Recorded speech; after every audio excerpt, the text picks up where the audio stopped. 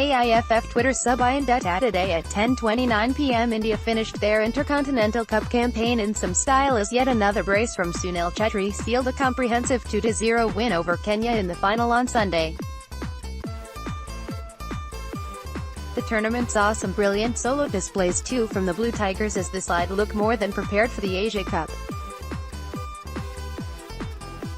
At one point during the initial stages of the game, after India had just seen some of their half-chances being almost converted into genuine ones by their captain Sunil Chhetri, the commentator was heard saying, "We are lucky to see Chhetri playing.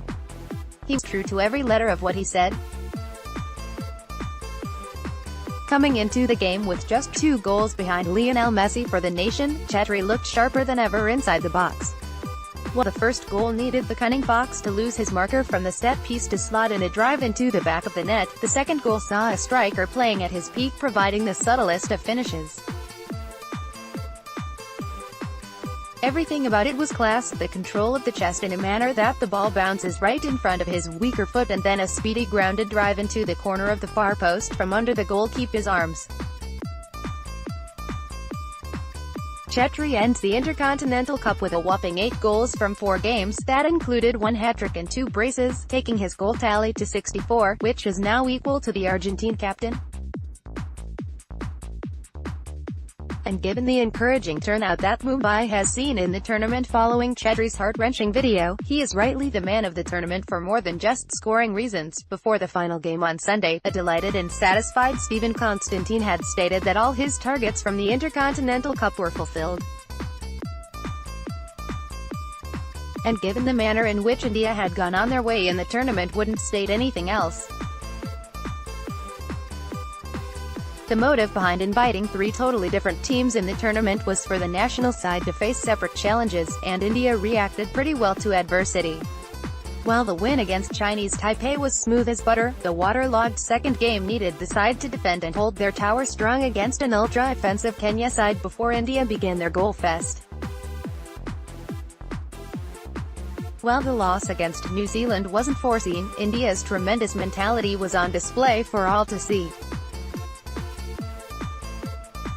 They were definitely the second best in most aspects, but that it didn't stop the players pushing at the right circumstances and get the first goal.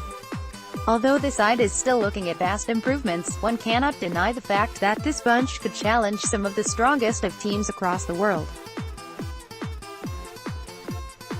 With a fluid formation and some very versatile players, the boys can be seen taking different approaches against distinct opponents and get the results. India were terrible in the WC qualifiers last time in 2015 where they had all their games against Oman, Guam, Iran, and Turkmenistan, and the improvement since then has been marvelous, and now India have a team that has an average age of just a shade over 27, which means that most of the players will be in peak condition by the time the 2022 World Cup qualifiers come calling. So, we won't be surprised if we see the Blue Tigers put in a good show at the 2022 World Cup qualifiers. India looked a completely different team on Sunday as compared to the one that went down against New Zealand in the last match. And the biggest difference between the 2 games was their centre-halves Sindesh Jingan and Aniseta Phatika. In these 2, Constantine has found the perfect blend of fearlessness and technique that didn't concede a single goal in the 3 games they started.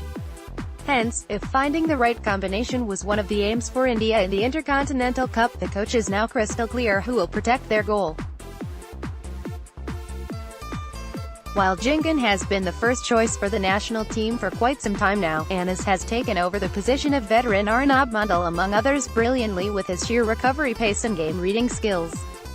Their brilliant coordination has actually helped Pritam Kodal and Subhasish Bose to overlap the wingers whenever India have countered. One other man who has played an equally important role at the back is Gurpreet Singh Sandhu. Given the scary displays by Indian goalies in the Indian Super League, India's goalkeeping future looked dark as hell. The Bengaluru FC shot-stopper has brought stability at the back more than anything with his steady hands from set pieces. He had to come up with a stunning save in the 77th minute from Ovella Okyang's free kick which, if had gone in, could have paved a way back for Kenya into the game. Predict FIFA World Cup 2018. Click here to download the game on Android. To know more, visit here.